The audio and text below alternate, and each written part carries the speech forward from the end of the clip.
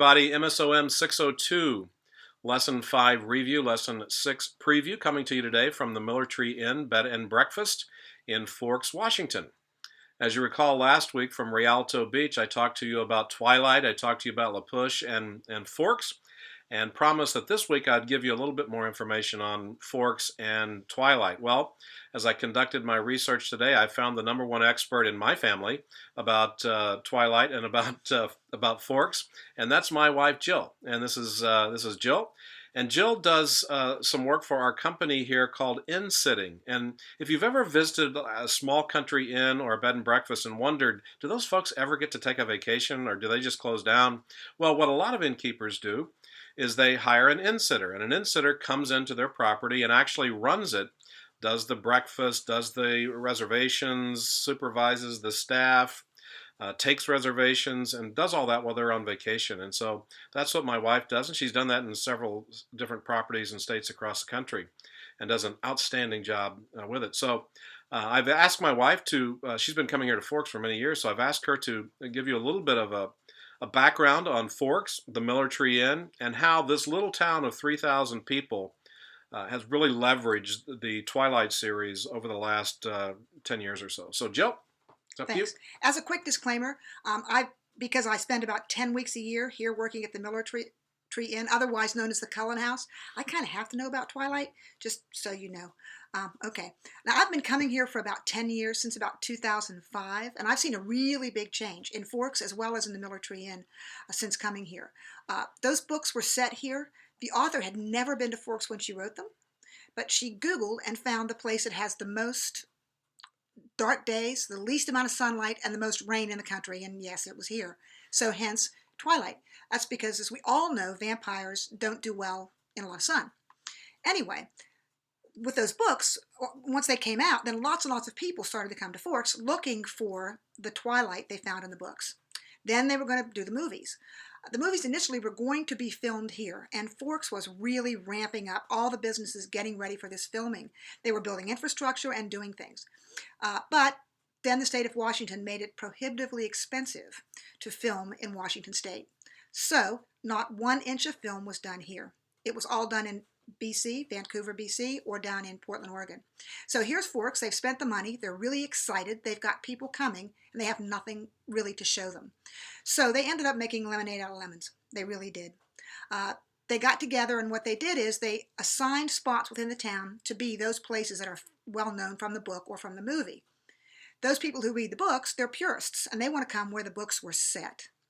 So the town kind of agreed, and this became the Cullen House, which would be one of the center points of this whole book series, because it's the only large white farmhouse with a wraparound porch in Forks. That changed this business dramatically. Up to then, primarily they did fishermen, outdoorsmen, and then people coming to the Olympic National Park. And there were people coming out here. Once these books came out, and once they, I think it was probably the first movie came out, Forks was inundated with people. This business has taken a lot of the money that they've made over the years and have made a number of improvements. I inspect them for a living, and so I've seen them change their rooms. They've upgraded everything about them, added rooms, and taken that money they've earned through this real windfall, and they've improved their business. I've also seen that happen in Forks. In fact, this weekend on Saturday, they're opening up a new art museum that they set. They had nothing like that in Forks. They're opening a brand new art museum.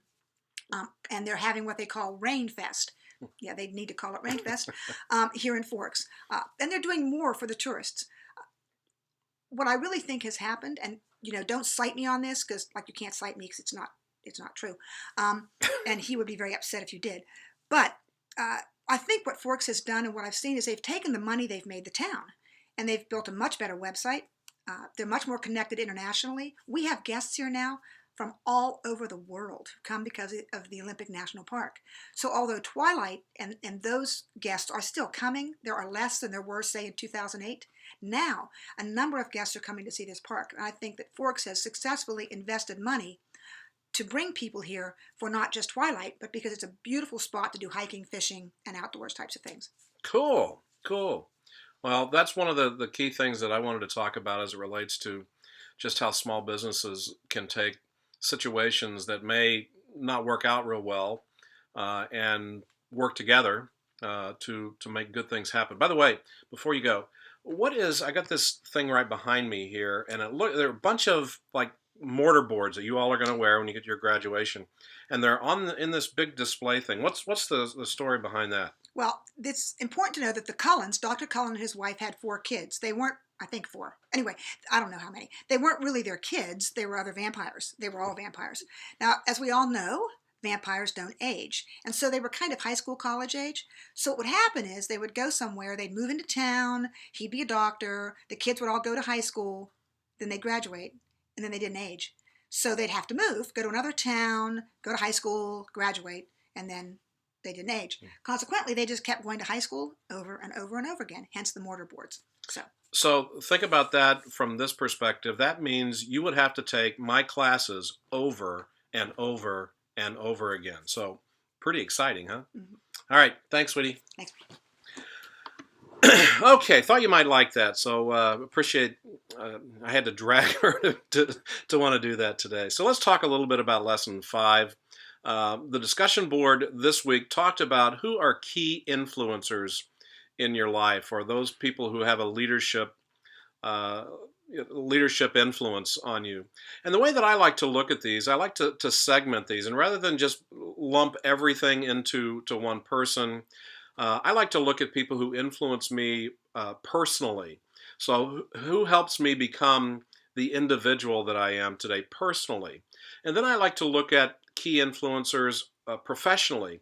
Who are those people in the workplace over the years who have made big impressions on me? Who's really helped me develop my management style?